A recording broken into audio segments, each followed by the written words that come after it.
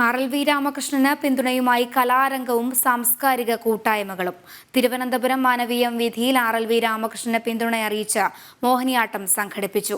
മാനവീയം തിരുവിടം കൂട്ടായ്മയുടെ നേതൃത്വത്തിൽ സൗമ്യ സുകുമാരനാണ് മോഹിനിയാട്ടം അവതരിപ്പിച്ചത്.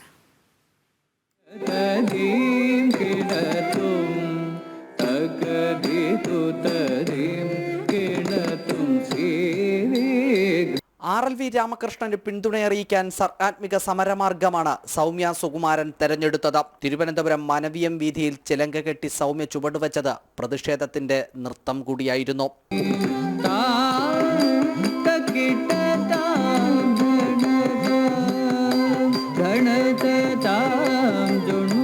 നിറത്തിന്റെയും ജാതിയുടെയും പേരിൽ വേർതിരിവുണ്ടാക്കുന്നവർക്കുള്ള മറുപടിയായി നൃത്തച്ചുവടുകൾ മാറി.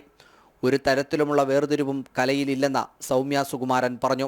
നമ്മളെല്ലാവരും കലയെ പണ്ട് മുതലേ ഉപയോഗിക്കുക, സമൂഹത്തിലേക്ക് നമുക്ക് പറയാനുള്ള ആശയങ്ങളെ കൊടുക്കുന്നതിന് വേണ്ടിയിട്ടാണ് നൃത്തമായാലും സംഗീതമായാലും നാടകമായാലും ഒക്കെ നമ്മൾ കൂടുതൽ ഉപയോഗിച്ചുകൊണ്ട് വരുന്നത്.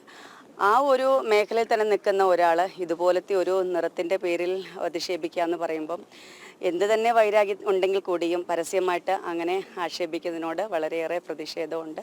അതുകൊണ്ടാണ് ഇന്ന് ഈ ദിവസം രാമന് ഒരു ഐക്യദാർഢ്യത്തോടുകൂടി ഈ ഒരു മോഹിനിയാട്ടം തന്നെ ചെയ്ത് പ്രതിഷേധ നൃത്തച്ചുവടുകൾ കാണാനും പ്രോത്സാഹിപ്പിക്കാനും കലാ സാംസ്കാരിക രംഗത്തുള്ളവരും പിന്തുണയറിയിച്ചെത്തി. ജനം, തിരുവനന്തപുരം.